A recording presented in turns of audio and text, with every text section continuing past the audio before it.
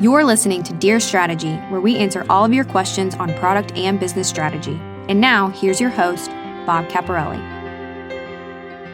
Welcome back, strategy creators, to another great episode of Dear Strategy, where we answer all of your questions about product and business strategy. Real questions from real people in real companies just like yours.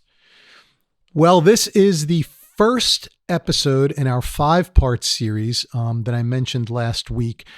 I gave a talk at the PodFest Multimedia Expo in Orlando back in the beginning of March. And in that speech, I talked about, specifically for podcasters, how do you connect with and find the target audience for your podcast? The idea there, by the way, is the same thing that many companies and businesses struggle with is, we have ideas, we have a passion, we want to talk about something, we want to create something, we want to put some product out into the marketplace. But sometimes we do that without thinking about who is actually going to consume that product. And again, if it's a podcast or if it's a product or if it's a service or anything, a lot of times it comes first from our head, and then we go out and try and search for a market that feels the same way that we do. But it's not always the most effective and efficient way to go about things.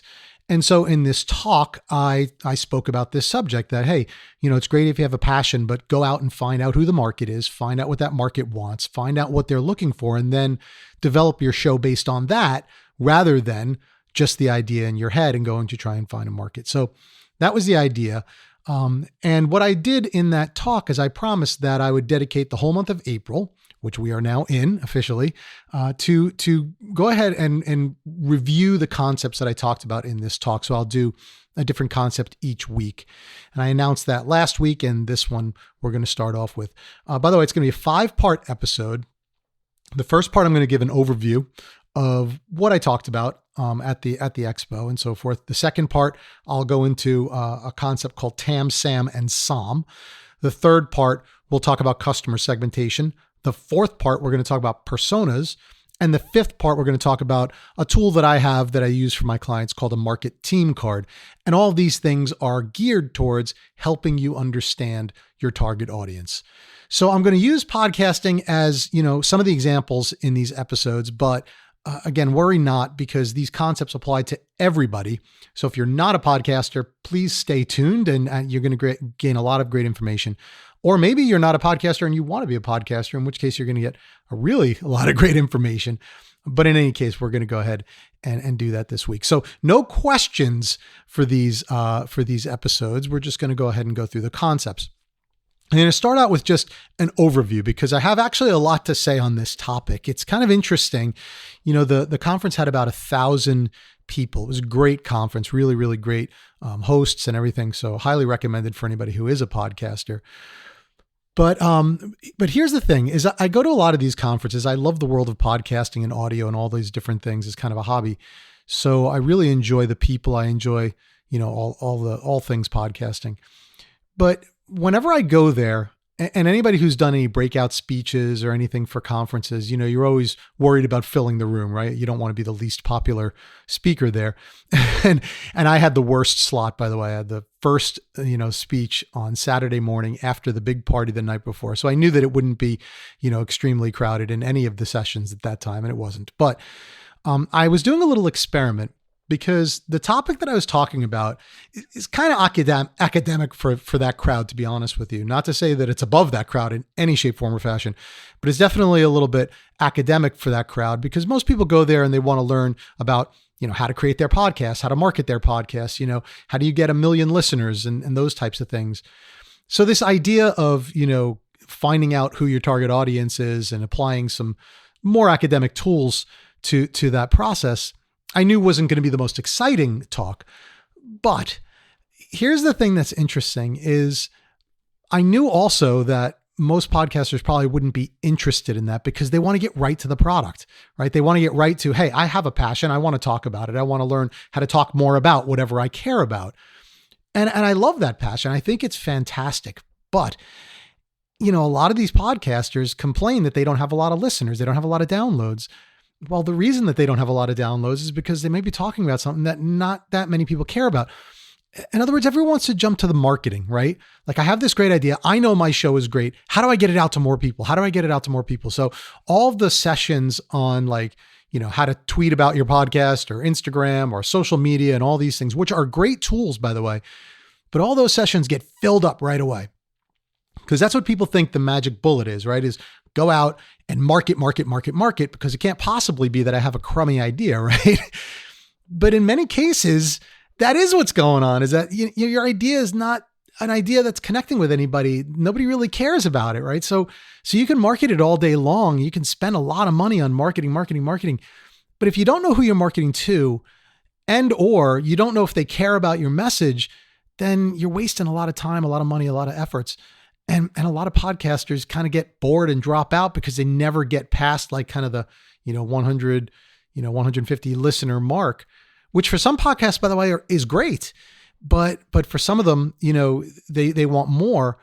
And the problem with all of this is they're not doing that upfront homework that needs to be done, which is go out and find out who your target market is and go out and find out what that target market needs. Now, I pick on podcasters because, that's who I was talking to and that's what these episodes are about. But the same exact thing happens with companies. I mean, it's unbelievable to me how many times, and some of the largest companies that we all know and love, that you go into these companies and you work with them on their strategies and they're doing the exact same thing. They're like coming up with these great ideas internal to their companies, working on these new R&D innovations, things like that. And they're doing that without even really understanding who it is they're going to be selling this to, right? They think, I have this great idea. Intuitively, they probably know that somebody cares about it. They probably know that it's something that their customers might want, but they're not really specifically saying, this is the market I'm going after. And they're, in many cases, not validating with those markets that this product is something that they really care about. So they develop the product, they spend a lot of money. It all sounds great. And then they send it out into the marketplace in search of customers, and many times the customers aren't there. And that's a big problem, right? So the idea behind all of this work that we talked about at the session and the work that I'll talk about in these next few episodes is, how do you first validate your market, right? Really understand the market you're going after and understand who they are and what they care about. Now, I will say it's always this combination of matching something that you can do, your capability, with some market, right? So, very few companies are just going to go out into random markets and start, thinking about ideas based purely on what the market wants. Usually it's some combination of what I can bring to the table and then what market I'm going to bring that to the table in. So there is that marrying, but you have to make sure that once you kind of have that initial idea, you go out and you know who that market is that you want to sell to, and you find out what they're thinking about and what they care about. So that's really the idea. That's what we're going to be talking about.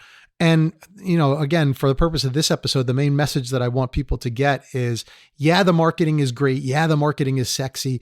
Yeah, many times the problem is that you're not getting the word out. So all those things are valid.